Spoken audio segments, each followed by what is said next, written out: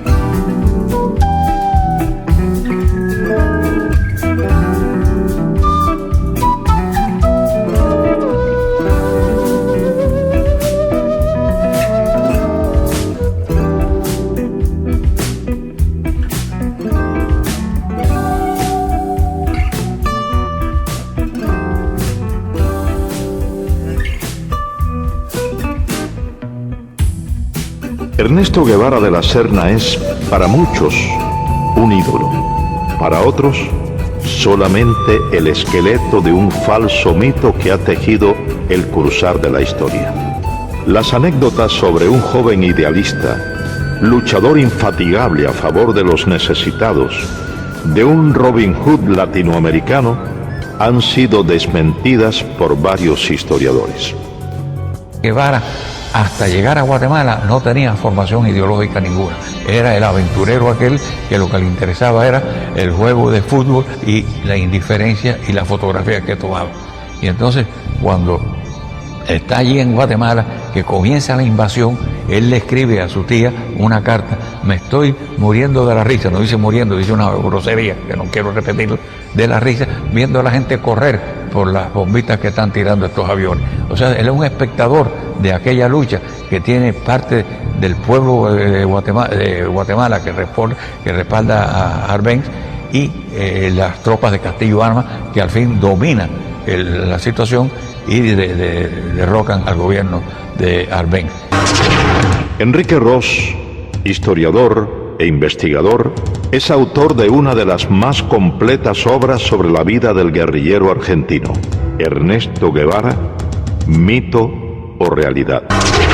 En ese momento, Guevara decide, sin haber participado de la lucha, ingresar en la embajada argentina y fue atendido, y de nuevo lo vuelve a decir Ernesto Guevara en su diario, ¿no?, que él recibió una cortesía grandísima de la embajada porque recibía lo que él más quería, que eran periódicos de la Argentina que venían con regularidad a la embajada, y el bife, que es la carne que servían allí.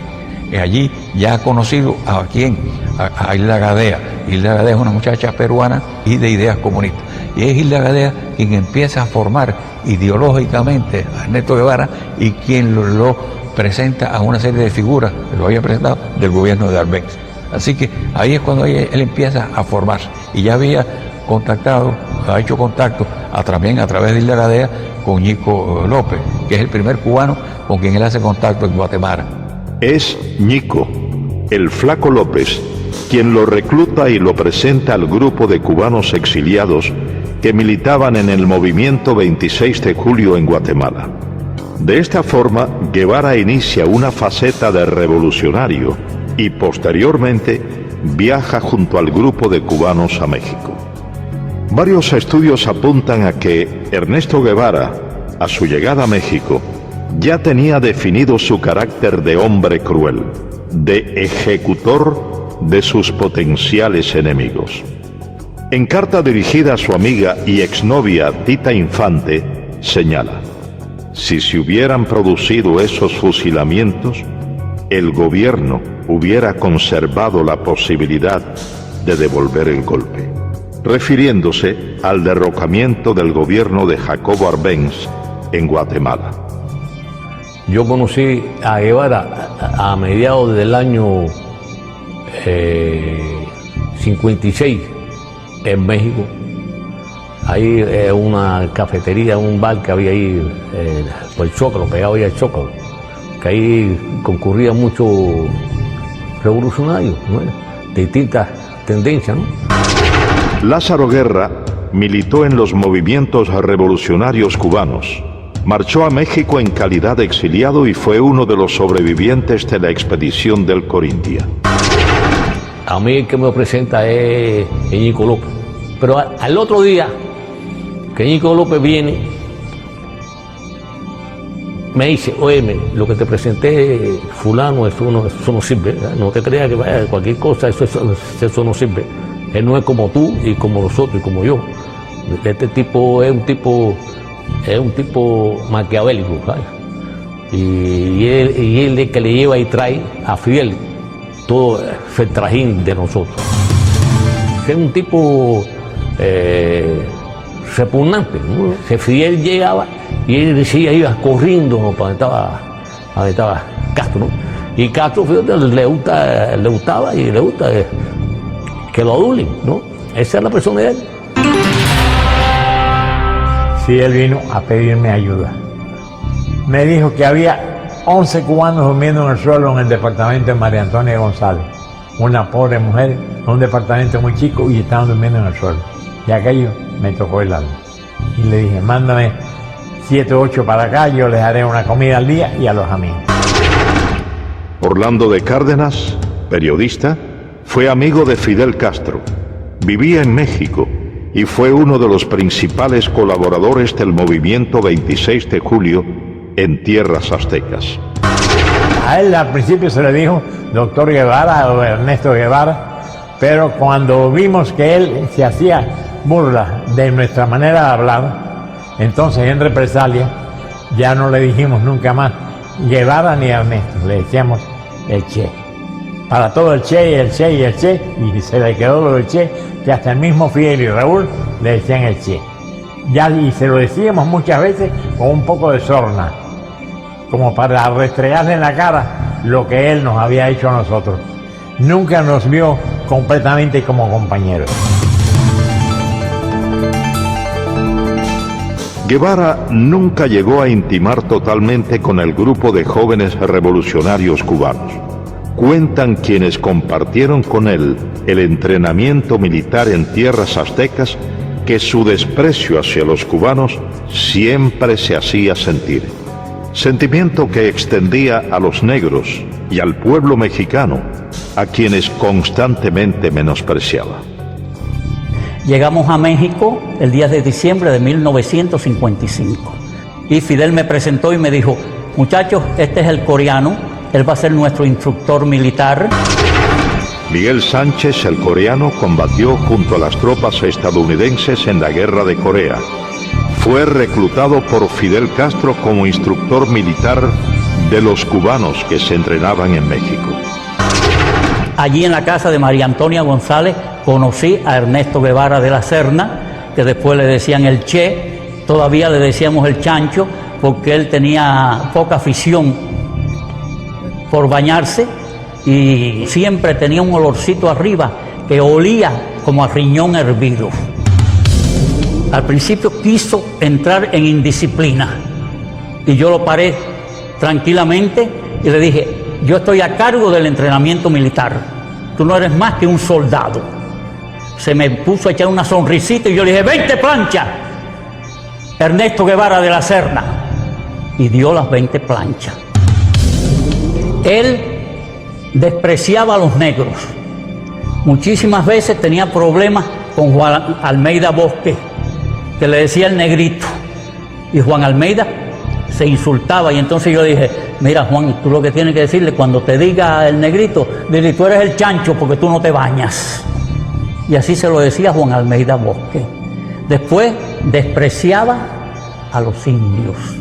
Fíjate cómo dijo, la indiada analfabeta de México. El 24 de junio de 1956, un grupo de los presuntos expedicionarios es capturado por las autoridades de migración mexicana.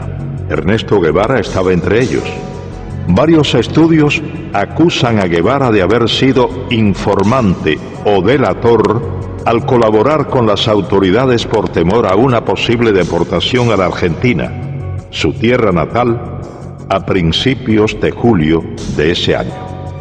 Juan Almeida Bosque, él me dijo a mí que Ernesto Guevara de la Serna, el Che o el Chancho, había colaborado con la policía cuando nos arrestaron al grupo y lo llevaron a la cárcel migratoria de Miguel Schultz. Y él se había puesto en contacto con las autoridades de México para entregar todas las armas del rancho de Santa Rosa de Chalco.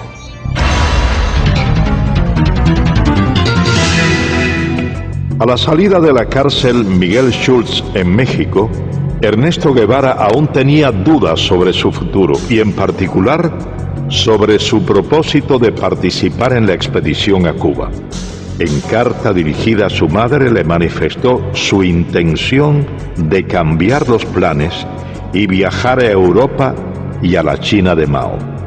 Finalmente, Ernesto Guevara de la Serna llegó a formar parte de la expedición del Granma, sobrevive el combate de Alegría de Pío y logra posteriormente internarse junto al reducido grupo de sobrevivientes en la Sierra Maestra.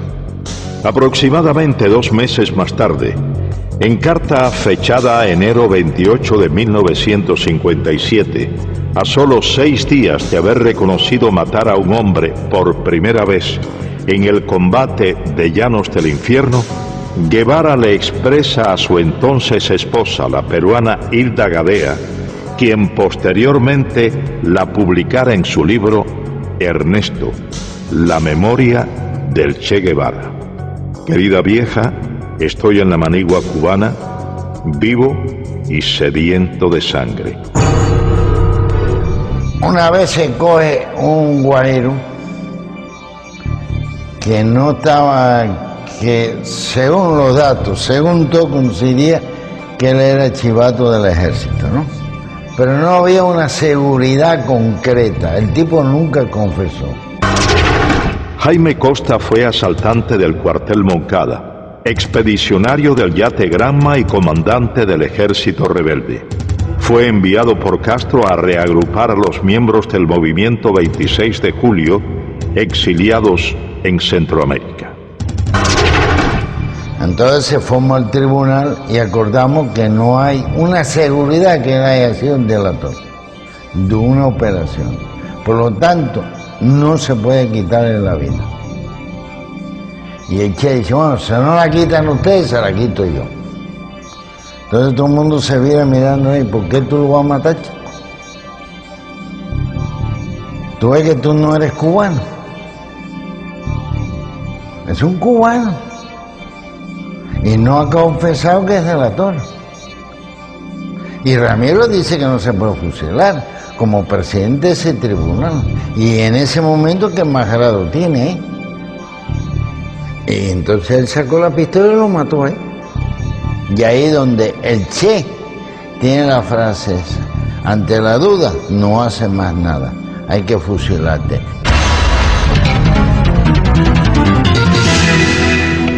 De esta forma, Guevara asesina personalmente a Eutimio Guerra, un campesino que se había unido al ejército rebelde y posteriormente dirige otras ejecuciones en la Sierra Maestra.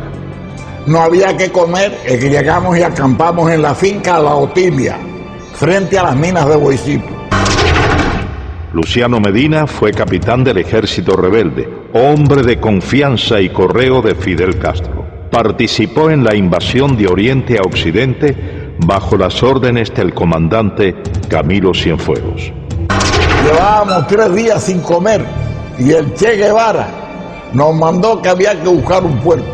Y yo fui a casa de Castro Sotolongo, que tenía una finquita allí cerquita de la mina, y compré un puerco que me costó 70 pesos. Entonces ya estábamos comiendo allí, toda la tropa estaba comiendo, y entonces llegó un señor y le dijo al Che Guevara: bueno, es que tenemos un chivato, que hay que ver cómo se saca ese hombre de aquí, que se llama Juan Pérez, dueño de la finca Rancho Claro, que es un cosechero de café. Entonces mandaron a buscar el hombre tenía 3 hijos, chiquitos de 4, 5 y 6 años, no tendrían más los chiquitos que tenía allí. Entonces cogieron y lo fusilaron. Y esto nos cayó mal a toda la tropa. Los fusilamientos se generalizaron. Varias investigaciones responsabilizan a Ernesto Guevara por el asesinato de al menos una docena de hombres en la Sierra Maestra, en la gran mayoría de los casos sin tener pruebas incriminatorias. Yo conocí a Ernesto Guevara en la Sierra Maestra en el mes de marzo de 1958, que como corresponsal de guerra de la revista Bohemia fui a entrevistar a Fidel Castro. Agustín Hayes fue periodista de la revista Bohemia. Pasó aproximadamente 2 meses en la Sierra Maestra y como corresponsal de guerra entrevistó a Ernesto Guevara en su campamento. Cuando yo entrevisté a Ernesto Guevara en la Sierra Maestra en marzo del año 1958, entre las cosas que yo observé de él, que tenía una personalidad despótica, dura, cruel. Por ejemplo, le pregunto por su primera esposa, por Gadea, y entonces me dice, bueno, no sé de ella ni me interesa. Entonces le pregunto, bueno, ¿usted es médico? Y entonces, sí, pero a mí no me gusta la medicina. ¿Y qué es lo que le gusta a usted? La economía. Después, con el tiempo, estudiando la personalidad de él, es cuando uno confirma que él tenía esa característica de crueldad y de odiar. Por ejemplo, él escribió cosas como esta: odio a la civilización. América será el teatro de mis aventuras. Huir de todo lo que me molesta. Donde me lleven los acontecimientos. Mi ambición de horizonte y mi fatalismo. Me interesa la nueva China por estar acorde a mis ideas políticas. Yo vivo con ese espíritu anárquico que me hace soñar horizontes. Mis amigos son amigos mientras piensen políticamente como yo. No soy moderado y trataré de no serlo nunca. Asaltaré las barricadas y trincheras, teñiré en sangre mis armas y loco de furia degollaré a cuanto vencido caiga entre mis manos. Una madrugada, uno de los que estaban en el campamento de La Plata tenía como una pesadilla y decía, mátalo, mátalo. Entonces por la mañana yo hablé con él, otras veces había hablado con él, me había dicho que era estudiante de medicina.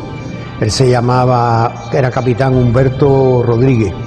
Entonces me dijo que él era el jefe del pelotón de fusilamiento, que allí fusilaban. Entonces me contó una anécdota de eso, de mátalo, mátalo. Era una de las personas que llegó un momento que él dudó y entonces le daban la orden de que tirara y él tiró. Entonces me empezó a contar de que había fusilamiento, que lo mismo fusilaban allí en el campamento de Fidel en La Plata que en el de Che, en la mesa, en la pata de la mesa. En una ocasión me dijeron que iban a haber un fusilamiento, que si yo como periodista quería verlo, yo dije que no. El camarógrafo que estaba conmigo era Guayo, Eduardo Hernández Guayo, le decíamos. Y entonces tampoco fue. Pero sí había muchos testimonios allí de que él fusilaba. Otro de los elementos que caracterizaron a Ernesto Guevara de la Serna fue su inoperancia táctico-militar.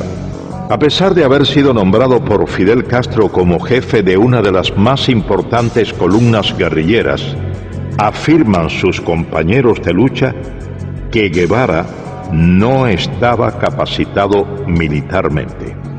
Yo conocí a Guevara desde antes de ser comandante yo, en la Sierra Maestra. Yo llegué a la sierra procedente de Costa Rica cuando ya había varios meses de lucha. Y pues nos relacionamos y me tocó hasta estar bajo las órdenes de él por un tiempito, varias semanas, y lo conocí de cerca. Uber Matos fue comandante del ejército rebelde. Tras el triunfo de la revolución castrista, fue jefe militar de la provincia de Camagüey y luego de su ruptura con Castro, cumplió 20 años de presidio político. Me confesó en cierta oportunidad que bueno, que él de cuestiones militares no sabía nada. Hay una oportunidad en que yo le digo, me mandaron a tus órdenes, tengo que hacer una línea de fortificaciones, la zona esta está bajo tu mando, ¿dónde hago las fortificaciones? ¿Dónde establezco toda las defensas, y me dice, yo de eso no sé nada, pero hablas bajo tu criterio, pero si tú eres el jefe que vas, la defensa aquí tienes que hacerla de acuerdo con un concepto estratégico, táctico, es decir, tienes que pensar, yo voy a desplegar los hombres aquí, allá, y yo hago las defensas, las líneas trincheras y los túneles para detener el avance de los tanques y las demás defensas que vamos a cumplir, de acuerdo con el plan tuyo. Dice, yo no tengo ningún plan. Varios textos ponen en entredicho la autenticidad de los diarios de campaña publicados y supuestamente escritos por Ernesto Guevara. Durante el paso de la columna número 8 Ciro Redondo por Camagüey, Guevara y su tropa tienen que huir después de un enfrentamiento con fuerzas del ejército del general Fulgencio Batista, abandonando en el lugar de los hechos toda la correspondencia y los manuscritos del diario de campaña de Guevara en la Sierra Maestra. Datos que, posteriormente, fueron empleados por la policía para arrestar a varios colaboradores del ejército rebelde. Me dan la orden a las 8 de la noche que me traslade urgente para Camagüey con mi avión y mi pertenencia. Carlos Lazo es piloto aviador. Fue segundo teniente y piloto de enlace del Ejército de la República. Combatió al ejército rebelde. El coronel Dueñas me dice, ¿a qué hora tú puedes volar mañana temprano? Y le explico que a la hora que quiera. Y me dice, bueno, a las 6 vuelo para un lugar que le llaman 4 compañeros. Allí hay un tiroteo entre el ejército, un grupo del ejército, no eran muchos, eran unos 40 soldados de la Guardia Rural. Allí hay 2 muertos por la gente de Che y heridos, y se mandan a correr, dejan 2 camiones. En uno de los camiones tenía toda la correspondencia, todo el diario de Che, el cual yo leí bastante. Hablaba todo el que había cooperado en Camagüey y que la mayoría no cooperaba, que era una provincia completamente latifundista, entre paréntesis, lo ponía así, y comprometía a cantidad de personas, no solo de Camagüey, de otras provincias. Muchos pertenecían, pero muchos, al Partido Comunista del pueblo que ellos hablaban, de Guaymaro, de Baraguá, de Florida, de todos esos lugares. Varias anécdotas y documentos reflejan el carácter despótico de Ernesto Guevara hacia sus subordinados. Guevara acostumbraba a humillar a los hombres bajo su mando. Yo me incorporo a la columna en un campamento que se llama El Algarrobo.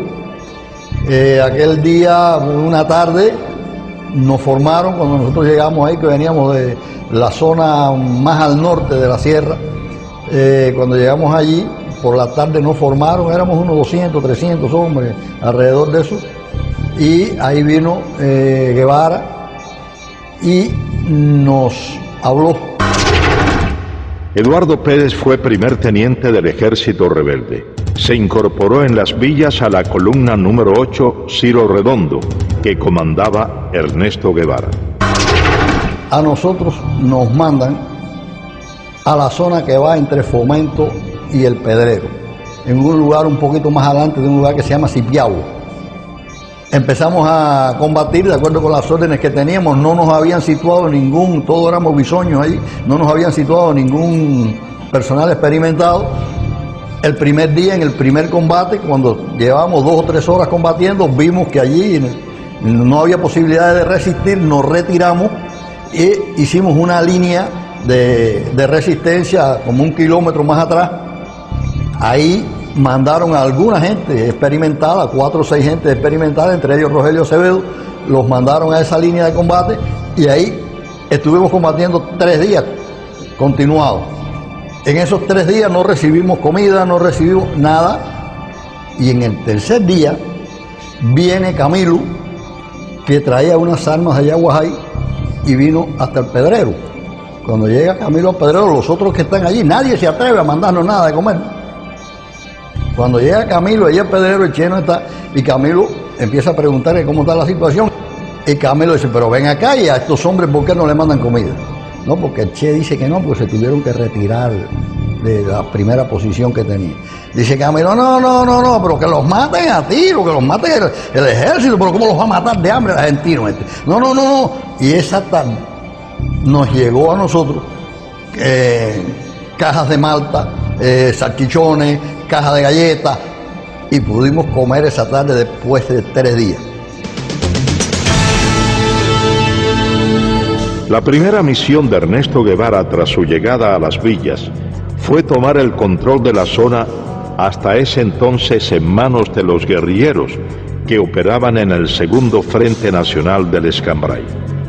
Guevara realiza su primer contacto con los miembros del Directorio Revolucionario Estudiantil 13 de marzo y aprovecha la reunión para dejar en claro su posición de hombre fuerte y sin escrúpulos, al asesinar durante ese primer encuentro a 2 campesinos acusados de ser chivatos. Guevara llega a las villas. Él tenía un interés especial en hablar con nosotros, quizás por la aureola que representaba que los grupos nuestros estaban formados por gentes estudiantes, pichones intelectuales algunos. Roberto Bismarck fue capitán del Ejército Rebelde, miembro del Segundo Frente Nacional del Escambray, participó en el primer encuentro conocido como el Pacto o Reunión del Pedrero.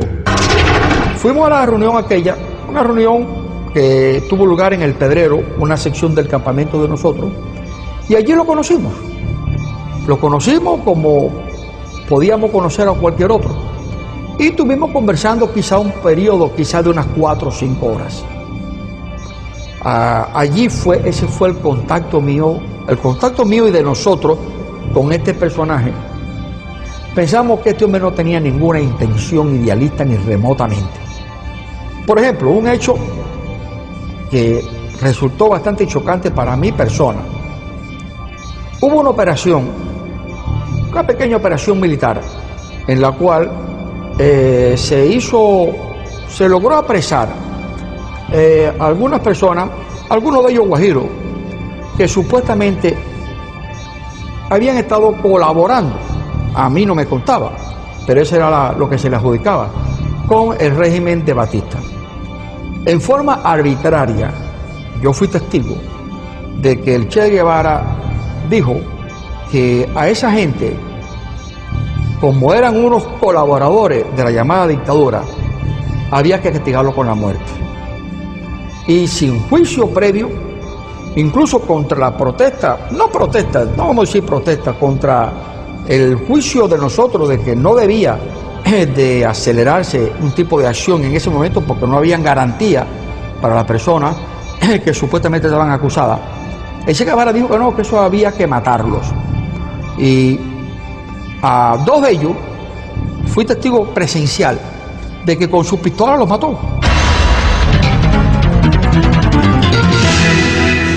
Ernesto Guevara subestimó a los miembros del Segundo Frente Nacional del Escambray que combatían en la zona central de la isla y no aceptó la autoridad de los comandantes que combatían en esa región montañosa. Al entrar el Che Guevara a la provincia de Las Villas, por la parte noroeste de Banao, nos encontramos con él allá, que él estaba acampado con miembros del directorio revolucionario, con el comandante Cubela. Elías Nazario fue capitán del Ejército Rebelde, miembro del Segundo Frente Nacional del Escambray y ayudante personal del comandante de la Revolución, Jesús Carreras Sayas.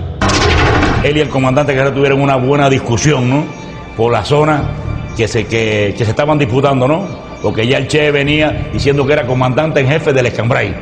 No era cierto, porque el comandante en jefe del Escambray era Eloy Gutiérrez Manoyo en aquel momento. Y la discusión fue fuerte, pero fuerte, en la que Jesús le dijo: tu zona es la tuya y la mía es la mía. Y si brinca la zona mía, vamos a tener problemas. Porque Guevara nunca le contestó a él. Agachó su cabeza y dejó escapar, vaya, Y entonces intervino en esa discusión el comandante Armando Acosta Cordero, estaba el comandante Ramiro Valdés, el capitán Olo Pantoja, cuando era capitán. Es precisamente el fusilamiento del comandante de la revolución, Jesús Carrera Sayas, uno de los hechos que resaltan el carácter vengativo de Ernesto Guevara de la Serna. Ernesto Guevara fue mandado por Fidel Castro a la Sierra del Escambray para quizás evitar que el segundo frente dividiera la isla en dos mitades. Armando Fleites, médico, fue comandante del Ejército Rebelde y uno de los fundadores del Segundo Frente Nacional del Escambray. El Segundo Frente Nacional del Escambray envió como oficial para las primeras conversaciones con Ernesto Guevara al comandante Jesús Carrera. Jesús Carrera, cumpliendo los acuerdos del Segundo Frente, dio unas cartas y se creó una situación quizás desde ese momento antagónica y difícil entre Guevara y Jesús Carrera. Resultante de esa situación, en el transcurso del año que pasó, pues se fue acentuando la situación personal y nosotros, yo personalmente y unos cuantos oficiales más del Segundo Frente en la cabaña, le planteamos que si era tanto, no había que hablar mucho, que nosotros lo enviaríamos a buscar y que en un duelo, de alguna forma frontal, se dilucidaran esas situaciones. Entonces dijo que no tenía intenciones en tener un duelo ni tener una cosa con Carrera. Entonces dijimos, bueno, si es esa situación, pues ya vamos a dar este episodio por terminado, ¿no? Y sin embargo, por órdenes del Che Guevara con Fidel Castro, es que prenden a Jesús Carrera. Y más tarde Jesús Carrera es fusilado, precisamente por la persecución y por la venganza, el odio, el resentimiento y la cosa de personalidad. No quiso dilucidar como dilucidan los hombres en un frente de combate o en un duelo, sino veló la oportunidad y por la espalda lo lleva, tenía todo el poder y por la espalda le cuesta la vida. Entre las hazañas injustamente atribuidas a Ernesto Guevara de la Serna está la toma en la ciudad de Santa Clara de un supuesto tren blindado. Varios de los protagonistas de ese hecho contradicen lo expuesto por el régimen castrista y manifiestan que todo lo orquestado, más que una proeza militar, fue una traición a una negociación ya acordada por el Segundo Frente Nacional del Escambray con oficiales del ejército de Batista. El tren blindado fue una acción de traición del Che Guevara al Segundo Frente Nacional del Escambray. Lázaro Asensio, abogado y periodista, fue comandante del Ejército Rebelde y miembro del Segundo Frente Nacional del Escambray. Las tropas nuestras estaban peleando en la zona de Manicaragua y de Cumanayagua. Y el señor Cuso Gómez fue a verme para venir a avisarme de que el tren blindado, el famoso tren blindado, estaba dispuesto a entregarse al Segundo Frente Nacional del Escambray. Las condiciones eran muy sencillas. El tren blindado, los elementos del tren blindado, los soldados del tren blindado iban a entrar por la zona del acueducto de Santa Clara y allí nos iban a entregar las armas con el compromiso de que ellos se quedaban allí sin pelear contra sus compañeros. Pero por filtraciones que sucedieron, el Che se entera de esa posibilidad y entonces, ¿qué es lo que hacen ellos? Atacan al tren blindado antes que darle la oportunidad que el tren blindado se entregara a nosotros y ahí se produce el ataque de Santa Clara. Es precisamente a raíz de la entrada a la ciudad de Santa Clara de la columna número 8 Ciro Redondo, comandada por Ernesto Guevara, cuando comienzan las ejecuciones indiscriminadas, tal y como había ocurrido en la Sierra Maestra. Guevara ordena, sin la realización de procesos judiciales, el fusilamiento de varias decenas de personas, supuestamente acusadas de haber cometido crímenes o de ser delatores del depuesto régimen. El primero que entra en Santa Clara, la ciudad estoy hablando, es el Che. Y Félix Torres, un viejo comunista de las villas, le va diciendo al Che quién eran los chivatos de Batista. Y el Che sin más ni menos, los va cogiendo sin interrogar y los va matando. En eso entra el segundo que entra en Santa Clara, es Camilo. Y entonces Camilo tiene una expresión, coño, pero aquí se han bañado en vez con agua, con sangre, porque donde quiera hay un muerto tirado en una esquina. Han acabado con este pueblo.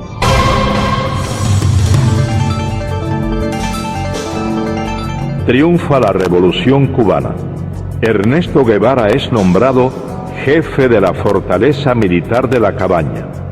Guevara lanza un feroz operativo contra todos los militares del depuesto régimen. Se crea la llamada Comisión Depuradora.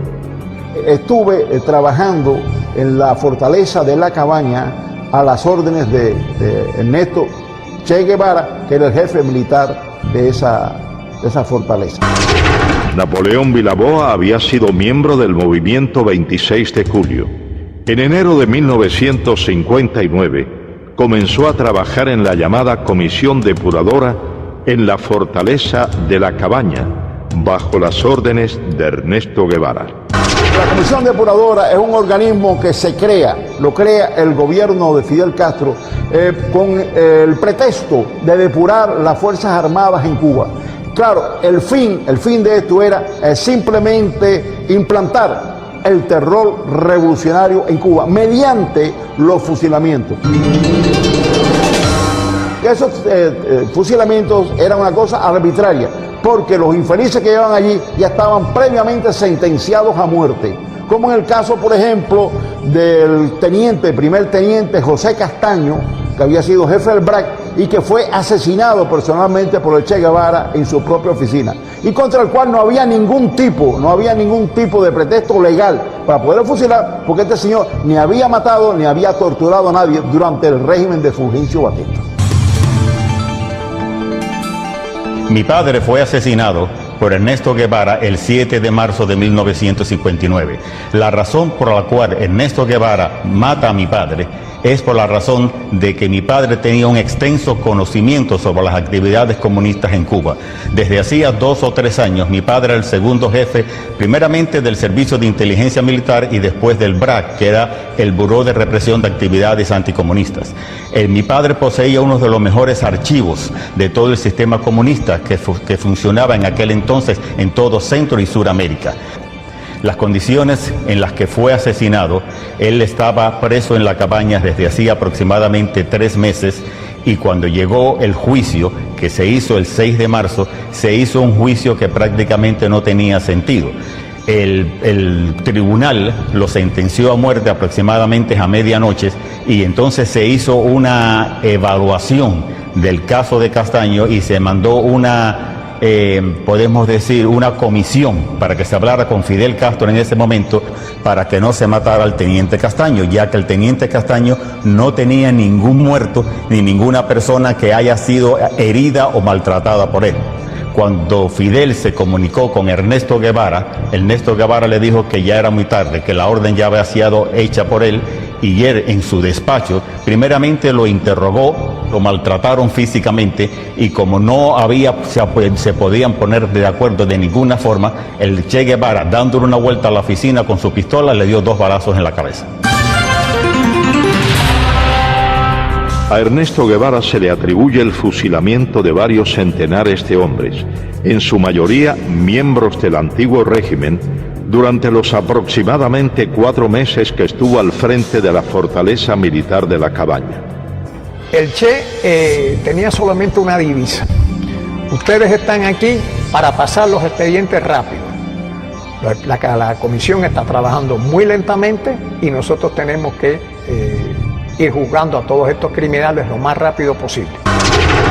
José Vilasuso, abogado, comenzó a trabajar en enero de 1959 bajo las órdenes de Ernesto Guevara como instructor de expedientes en la llamada Comisión Depuradora. Me llamó la atención la forma como él me adoctrina, ¿verdad? La forma como él me dice lo que tiene que ser mi trabajo. Dice, mira, aquí esto es un tribunal muy sencillo, todo lo que ustedes tienen que hacer es instruir los expedientes. oficial investigador siempre tiene la razón, siempre dice la verdad. O sea, no tenemos más que aceptar, acogernos a lo que él dice en el informe.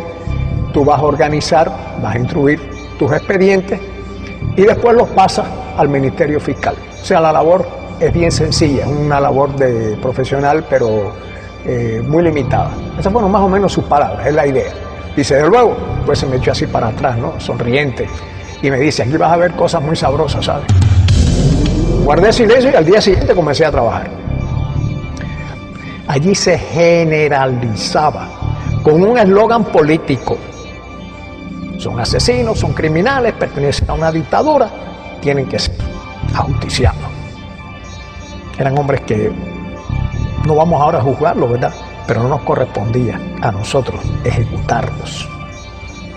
Yo preparando la sentencia y él pues dirigiendo el paredón. Fui al paredón. Me acerqué al lugar, me paré junto a los postes. Me fijé bien el lugar donde se situaban los reos. Efectivamente el paredón estaba a la espalda y más o menos lo que era la altura del pecho a la cabeza, pues se veían los impactos de las balas, ¿no? En una línea recta. La sangre coagulada a los pies, porque claro, se sacaba el cuerpo inmediatamente después de la ejecución, pero aquello quedaba tinto en sangre. Ahí estuve mucho rato, imaginando qué es lo que es un hombre parado, amarrado a un poste, y 6 hombres que no lo conocen, a quienes nada le hizo, quien por la razón de vestir un uniforme distinto va a ser ejecutado. Sin la presencia de pruebas incriminatorias, sin la posibilidad del ejercicio de una defensa justa, cientos de hombres fueron condenados a la pena de muerte por fusilamiento mediante sentencias preestablecidas en los denominados juicios sumarísimos. Ernesto Guevara preparó a muchos de sus hombres de confianza, quienes dirigieron o firmaron las ejecuciones a lo largo y ancho de la isla, con la misma falta de escrúpulos que su jefe. Y estoy en el despacho del jefe del regimiento de Santa Clara, que era Ramiro, pero Ramiro no funcionaba ahí, Ramiro se pasaba, yo no sé en qué andaba, pero no estaba en el despacho. El que estaba era Olo, con Olo Pantoja yo tenía buenas relaciones, yo me llevaba muy bien con Olo, tenía un gran aprecio. Orlando Olo Pantoja fue capitán del ejército rebelde, fue hombre de la entera confianza de Ernesto Guevara, murió en Bolivia como miembro de la guerrilla guevarista. Entonces yo estoy en el despacho, sentado y conversando con Olo, y diciéndole que tiene que licenciarme, que si no, que me vayan a coger preso, porque a mí el ejército no me interesa. Me dijo, está bien, vamos a licenciarte, y mandó a uno allí que me hiciera los papeles. Entonces entra un soldado y le da un papel y le dijo, mira, eso de las crucecitas son los que van a fusilarse mañana. Y yo voy y me pongo por detrás de él porque había amistad. Y le digo, ven acá, Olo, y esa gente ya lo jugaron. Y dice, no, eso lo van a jugar esta noche. Y yo, pero ¿cómo se lo van a jugar esta noche? Ya saben que van a fusilar mañana. Y dice, bueno, eso es así. Estando yo unos 15 días preso en la cabaña, me llaman por los altavoces del penal a la oficina y me encuentro allí con Aleida March y con Ernesto Guevara. Ernesto Guevara caminando por todo aquel pasillo con las manos a la espalda y yo sentado con Aleida March. Roberto Martín Pérez, amigo de la infancia de Aleida March, segunda esposa de Guevara, fue dirigente de la conspiración de Trinidad y cumplió 28 años de presidio político en Cuba. Y de buenas a primeras ese individuo se me para enfrente y me dice, a ti hay que fusilarte. Y yo tenía antecedentes de que Ernesto Guevara en muchas ocasiones anteriores había sacado a los hombres de ahí presos y los había fusilado sin un previo juicio. Así que no me extraño nada de esta bravuconada de este hombre. En las gestiones que estábamos haciendo para tratar de salvar a mi hermano antes del juicio final, yo había ido a la cabaña con el ingeniero Villamonte, que trabajaba conmigo en la compañía de electricidad, a ver a Guevara, ya que él había estado alzado con él en la sierra. Entonces Guevara lo recibió muy bien, allá con las patas encaramadas arriba de un escritorio, sin zapatos, rascándose los chicotes ahí como si fuera no sé ni qué. A mí me causó muy mala impresión. Me vi la cara de hipócrita, de sinvergüenza que tenía, desde luego. Entonces el ingeniero le empezó a explicar. Y él le dijo, no, aquí no hay toalla para nadie. Dijo, no es cuestión de toalla, es cuestión de que están cometiendo un error. La revolución está cometiendo un error y es un inocente, muchacho joven. Y no. Él vestía el uniforme de Batista, decía. El uniforme azul de Batista, que no era de Batista, era de la República. Pero no hay toalla para nadie. Casi que nos botó de allí, desde luego. Y se dirigió a uno que tenía al lado y le dijo, oye, encarga tres cajas más que esto van para allá. Uno de los elementos más distintivos del carácter criminal de Ernesto Guevara fue su desprecio, no solo hacia los hombres y mujeres condenados por él, a quienes consideraba sus enemigos, sino también a los familiares de estos. Este incidente durante un día de visitas a los prisioneros en la fortaleza militar de la Cabaña da prueba de ello. Aquella parte estaba lleno de mujeres, unas que iban a ver a los esposos, otras a los hijos, otras a los hermanos. Y entonces en eso abrieron la puerta de atrás y todas las mujeres se arrimaron a ver y que saliera una máquina.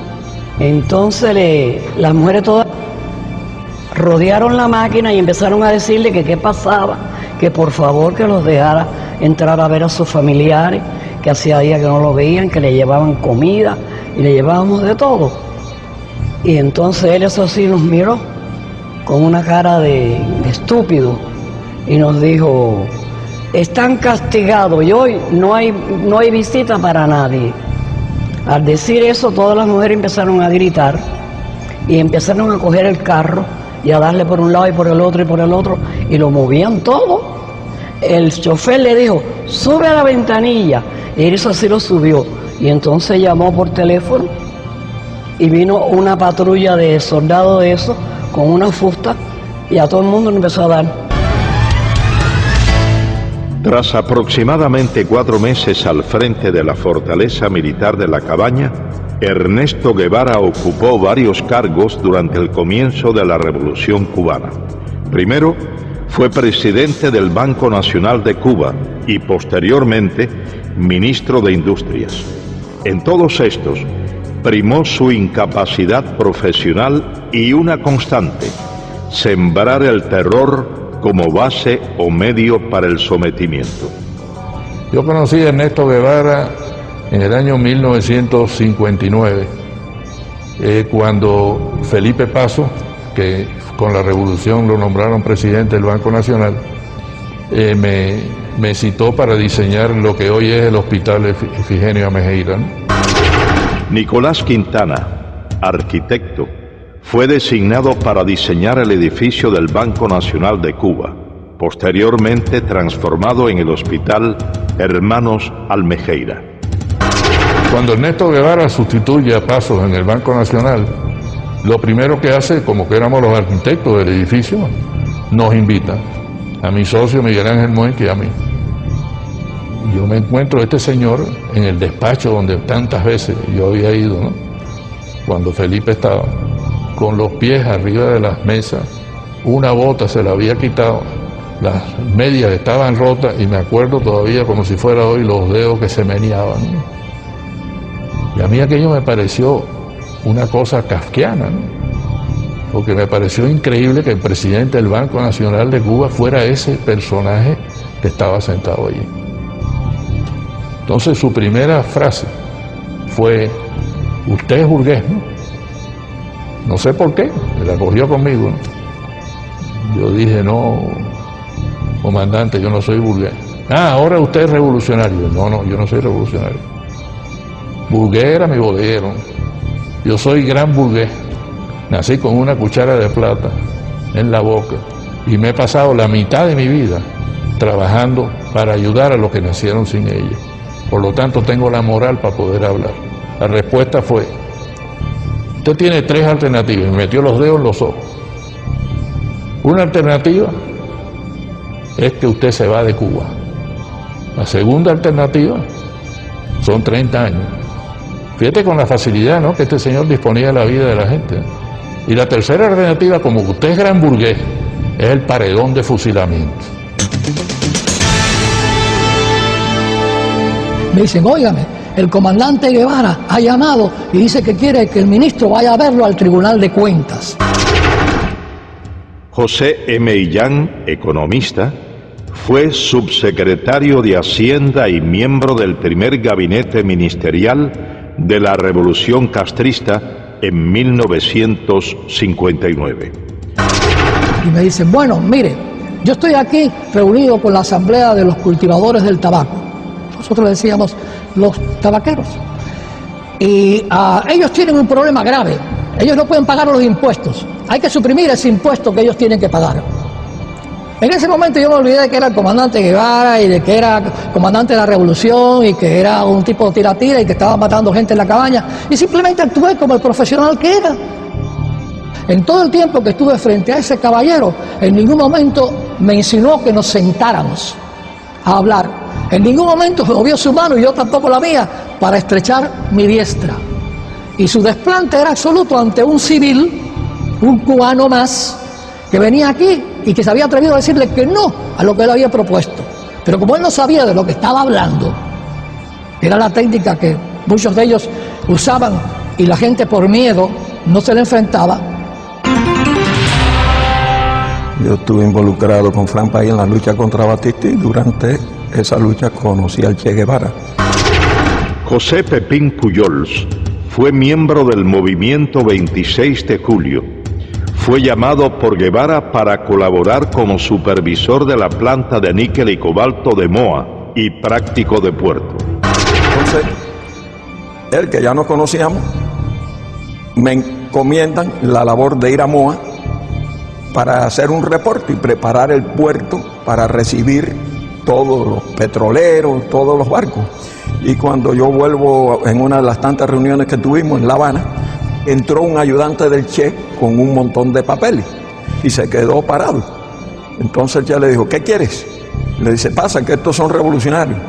Los papeles eran los fusilamientos del día siguiente. Él cogió todos los papeles, los firmó sin mirar, porque no importaba quién fusilaba, había que fusilar para sembrar el terror. Entonces muchos de los ingenieros jóvenes hablaban con él bajo la intimidación que tenía de esa arrogancia de decirte, la revolución no tiene a menos fusilar al mejor de los comandantes, así que no es nada fusilar al mejor de los ingenieros. Todo el mundo trabajaba bajo esa presión de no equivocarte. Entonces tú te limitabas a hacer las cosas en la manera más segura. Como práctico de puerto es un riesgo entrar un barco de noche, pues no, cerré el puerto y el barco se tenía que quedar esperando allá afuera, que le costaba, incrementaba el costo de demoras, pero todo el mundo empieza a trabajar con temor. Ernesto Guevara de la Serna, a pesar de ser tan cruel y despiadado con sus enemigos políticos y practicar el despotismo en exceso y en ocasiones la indiferencia con sus subordinados, siempre sintió temor al enfrentar a Fidel Castro. Varias investigaciones muestran que desde el primer encuentro entre ambos en Ciudad de México en 1955, Guevara mostró ese sentimiento y Fidel Castro, al constatarlo, llegó hasta abusar del guerrillero argentino.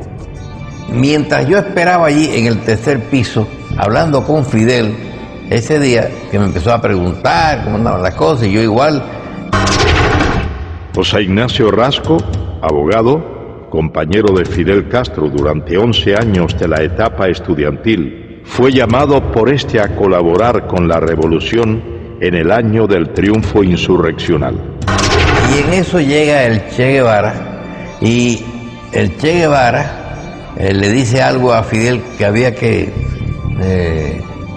proteger a un señor que estaba acusado de que podía traicionar a la causa revolucionaria y que había que fusilarlo.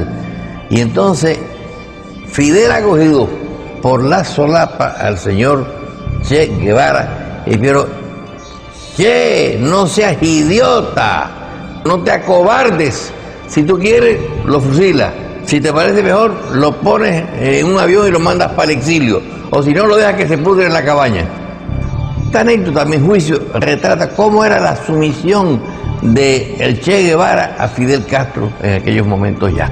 Es decir, siempre le tenía pánico, le tenía miedo. Podían discutir mucho, pero al final el Che siempre agachaba la cabeza. Tras apenas 4 años de haber llegado al poder, Ernesto Guevara se convierte en una de las principales banderas propagandísticas de la Revolución cubana. Durante su intervención ante la Asamblea General de las Naciones Unidas, el 11 de diciembre de 1964, Guevara, haciendo uso de su derecho a réplica y debido a las constantes interrogantes de los delegados presentes, reconoce la realización de ejecuciones en la isla. Fusilamientos, sí, hemos fusilado, fusilamos y seguiremos fusilando mientras sea necesario. Nuestra lucha es una lucha a muerte. Es precisamente el empleo de la pena de muerte como método para la instauración del terror una de las constantes que caracterizaron a Guevara, quien identificó a los Estados Unidos como su principal enemigo y desató contra este y el denominado imperialismo yanqui una guerra sin cuartel, recabando en los partidos comunistas de Asia, África y América Latina fundamentalmente el apoyo para emprender tales acciones consideradas hoy como terroristas. Durante su mensaje a la Tricontinental, Guevara proclama textualmente: el odio como factor de lucha, el odio intransigente al enemigo, que impulsa más allá de las limitaciones naturales del ser humano y lo convierte en una efectiva, violenta, selectiva y fría máquina de matar. Nuestros soldados tienen que ser así.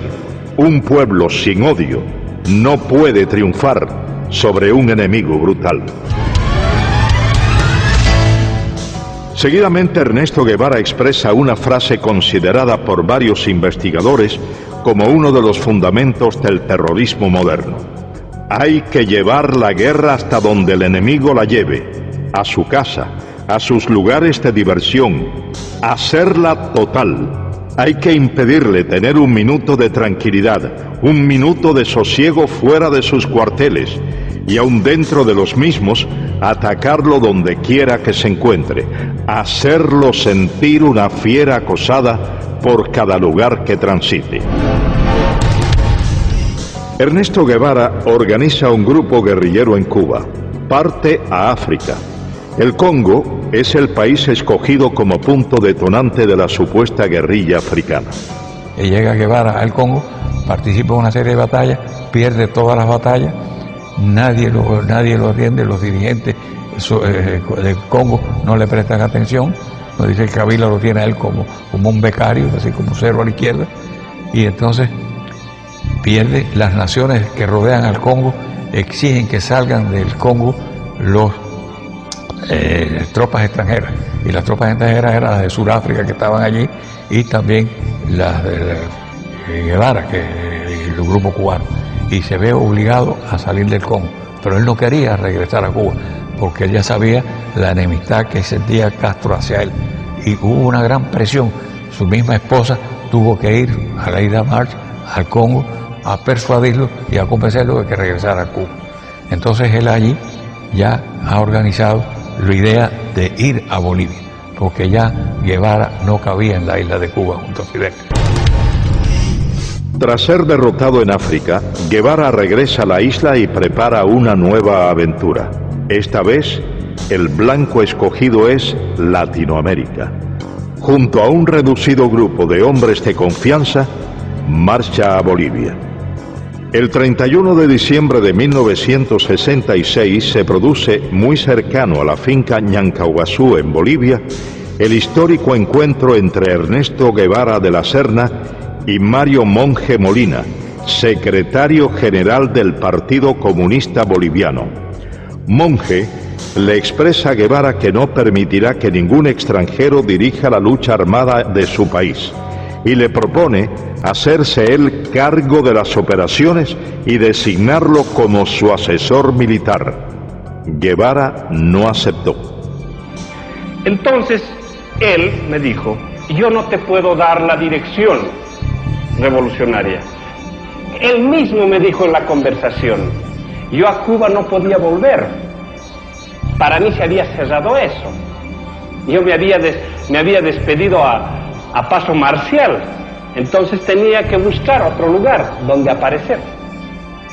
Y Bolivia se presentaba las condiciones por algunas cosas que nos llevaban y por el hecho de que nosotros estábamos en proceso de preparación, que ellos lo conocían.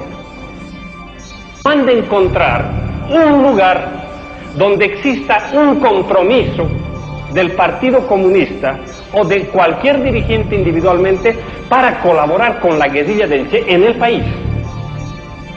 No hay. Guevara no consigue reclutar al campesinado boliviano, principio básico de su encomienda. Y según los historiadores, desconoce totalmente las necesidades de estos, llegando a prometerles la propiedad de las tierras que trabajaban, desconociendo que en la localidad de Ucareña se había firmado en agosto de 1953 la ley de la reforma agraria boliviana. Guevara es finalmente cercado por el ejército boliviano y capturado con vida en la quebrada del Yuro. Según las notas del general Luis Arreque Terán, quien fuera en ese entonces coronel y jefe de la 4ª División de Operaciones Antiguerrilleras en Bolivia, Guevara, levantando en alto su carabina, gritó: «Me rindo, no me maten, soy el Che, valgo más vivo que muerto». Cuando esto ocurría, relata el general Reque Terán, el reloj marcaba las 13:30 horas del domingo 8 de octubre de 1967. En ese combate mueren la mayor parte de los guerrilleros, cae preso el Che Guevara con Simón Cubas, que era el que le estaba ayudando a salir, nombre de guerra Willy. Félix Rodríguez fue oficial de la Central de Inteligencia estadounidense.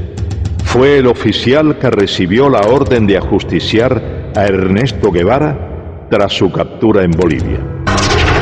Viene una llamada telefónica y piden al oficial de más alto rango. Yo tenía en ese momento el grado de capitán y en la higuera nada más que habían 2 tenientes más bolivianos, por lo tanto me llamaron a mí, contesté el teléfono y era del alto mando boliviano en Valle Grande, y eran instrucciones específicas del señor presidente, señor comandante de las Fuerzas Armadas, que eran 500-600. El código que teníamos era 500 Che Guevara, 600 muertos, 700 vivos. Pido que me lo repitan y me confirman 500-600. Cuando viene Centeno, lo llamo a un costado y le digo: mi coronel, hay órdenes de su gobierno de eliminar al prisionero. Y le doy los códigos. Las órdenes de mi gobierno es tratar de mantenerlo vivo a toda costa. Nosotros tenemos aviones y helicópteros para transportarlo a Panamá para interrogatorio. Con eso me mira y me dice: mira, Félix, usaba el nombre de Félix Ramos. Dice: hemos trabajado empíricamente, te agradecemos mucho, pero estas son órdenes del señor presidente y señor comandante de las Fuerzas Armadas. Si yo no la cumplo, a mí me votan deshonrosamente. Miró su reloj y me dijo: tienes hasta las 2 de la tarde para interrogarlo. Nuestro helicóptero va a venir varias veces, va a traer comida y municiones para nuestros soldados y se va a llevar nuestros heridos y nuestros muertos. Yo quiero tu palabra de caballero de que a las 2 de la tarde tú me traigas el cadáver del Che. Y lo puedes ajusticiar en la forma que tú quieras porque sabemos el daño que le ha hecho a tu patria. Y dije: mi coronel, trata de hacerles cambiar de idea, pero sonar una contraorden. Yo le doy mi palabra de hombre que yo le llevo el cadáver del Che. Entré a la habitación, él estaba sentado en un banquito, yo le había quitado las amarras al principio de nuestra conversación y se sentó ahí. Me le paré enfrente y le digo: comandante, yo lo siento, son órdenes superiores, yo he tratado.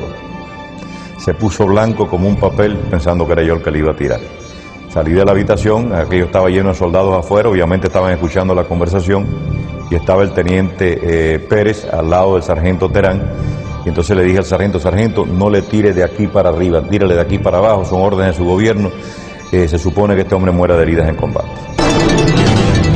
El sargento Mario Terán cumplió las órdenes transmitidas a Félix Rodríguez desde La Paz. Con la muerte de Ernesto Guevara quedó desarticulado el foco guerrillero.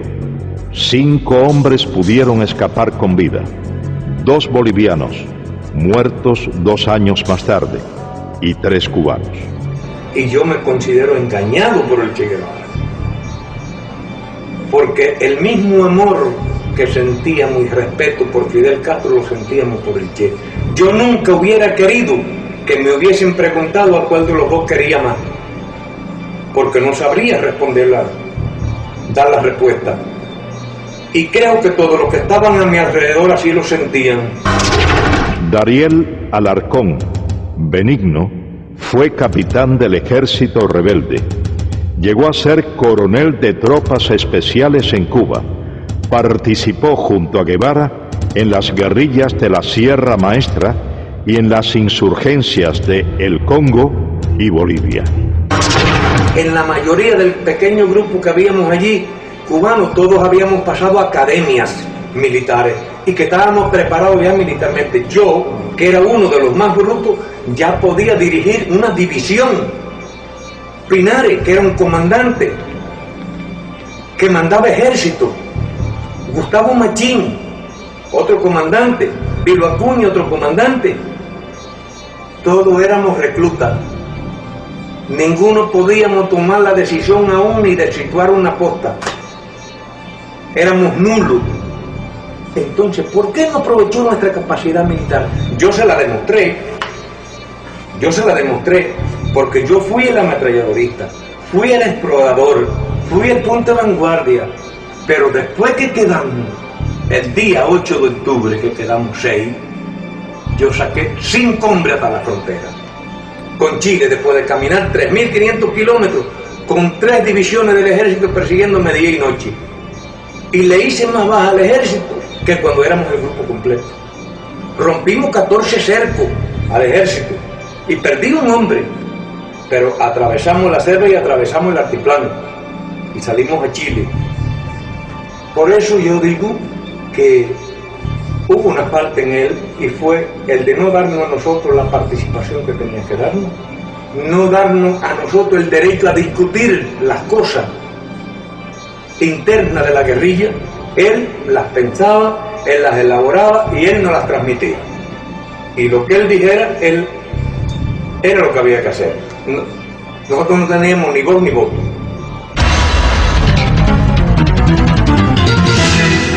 Ernesto Guevara de la Serna finalizó su aventura como guerrillero en La Higuera el 8 de octubre de 1967. A casi 4 décadas de su muerte, para unos queda el mito, para otros solo el recuerdo de una pesadilla.